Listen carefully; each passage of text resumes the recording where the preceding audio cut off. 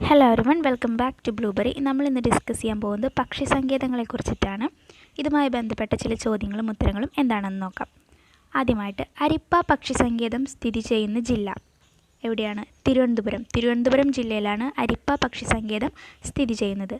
കേരളത്തിലെ ആദ്യത്തെ പക്ഷി സങ്കേതം തട്ടേക്കാടാണ്. കേരളത്തിലെ ആദ്യത്തെ പക്ഷി സങ്കേതം തട്ടേക്കാടാണ്. തട്ടേക്കാട് പക്ഷി സങ്കേതം നിലവിൽ വന്ന വർഷം 1983. സ്ഥിതി ചെയ്യുന്ന ജില്ല എറണാകുളം.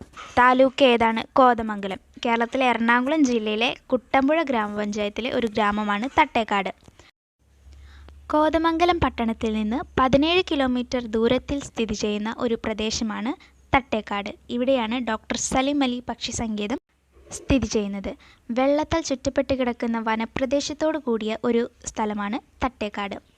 പക്ഷി നിരീക്ഷകരെയും വിനോദസഞ്ചാരികളെയൊക്കെ ആകർഷിക്കുന്ന one of the beautiful places in കേരളയാണ് തട്ടേക്കാട്. തട്ടേക്കാട് സലിം അലി പക്ഷി സങ്കേതം സ്ഥിതി ചെയ്യുന്ന താലൂക്ക് കോതമംഗലം, സ്ഥിതി ചെയ്യുന്ന ജില്ല എറണാകുളം. ഏത് ഗ്രാമപഞ്ചായത്താണ്? കുട്ടമ്പുഴ ഗ്രാമപഞ്ചായത്തിൽ.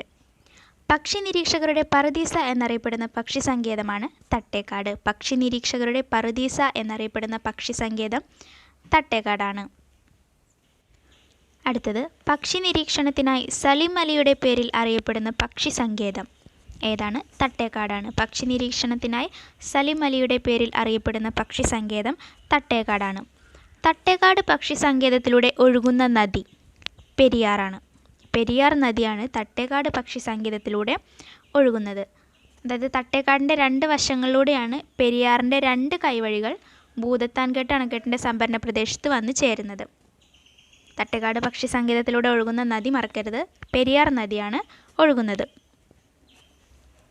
അടുത്തതായി, കേരളത്തിലെ ഏറ്റവും വലിയ പക്ഷി സങ്കേതം മംഗളവനം. 2004 മംഗളവനാണ് ഏറ്റവും വലിയ പക്ഷി സങ്കേതം കേരളത്തിലെ.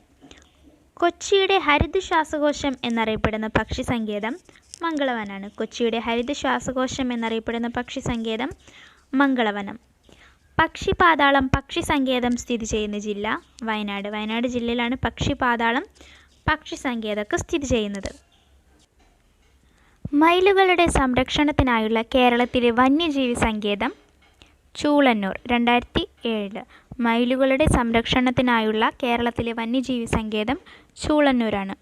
ദേശാടന പക്ഷികളുടെ പറുദീസ എന്നറിയപ്പെടുന്ന പക്ഷി സങ്കേതം കടലുണ്ടി പക്ഷി സങ്കേതമാണ്. ദേശാടന പക്ഷികളുടെ പറുദീസ എന്നറിയപ്പെടുന്ന പക്ഷി സങ്കേതം കടലുണ്ടി പക്ഷി സങ്കേതം. ഇതുപോലത്തെ ഒരു സെയിം ക്വസ്റ്റ്യൻ നമ്മൾ നേരത്തെ നോക്കിയിട്ടുണ്ടായി. പക്ഷി നിരീക്ഷകരുടെ പറുദീസ എന്നറിയപ്പെടുന്ന പക്ഷി സങ്കേതം തട്ടേക്കാടാണ്. അത് പക്ഷി നിരീക്ഷകരുടെ പറുദീസ തട്ടേക്കാട്. ഇവിടെ ദേശാടന പക്ഷികളുടെ പറുദീസ എന്നറിയപ്പെടുന്ന പക്ഷി സങ്കേതം കടലുണ്ടി പക്ഷി സങ്കേതം. രണ്ടും മാറിപ്പോവരുത്. പക്ഷി നിരീക്ഷകരുടെ പറുദീസ തട്ടേക്കാട്, ദേശാടന പക്ഷികളുടെ പറുദീസ കടലുണ്ടി പക്ഷി സങ്കേതം. 2 ജില്ലകളിലായി സ്ഥിതി ചെയ്യുന്ന കേരളത്തിലെ പക്ഷി സങ്കേതം ചൂളന്നൂർ. തൃശ്ശൂരിലെ തലപ്പിള്ളി, പാലക്കാട് ജില്ലയിലെ ചൂളന്നൂർ എന്നീ ജില്ലകളിലായിട്ട്, തൃശ്ശൂരിലും പാലക്കാടും 2 ജില്ലകളിലായിട്ടാണ് ഈ പക്ഷി സങ്കേതം സ്ഥിതി ചെയ്യുന്നത്. തൃശ്ശൂരിലെ തലപ്പിള്ളി, പാലക്കാട് ജില്ലയിലെ ചൂളന്നൂർ എന്നീ സ്ഥലങ്ങളിൽ. ബേക്കേഴ്സ് എസ്റ്റേറ്റ് എന്നറിയപ്പെടുന്ന പക്ഷി സങ്കേതം കുമരകം പക്ഷി സങ്കേതം.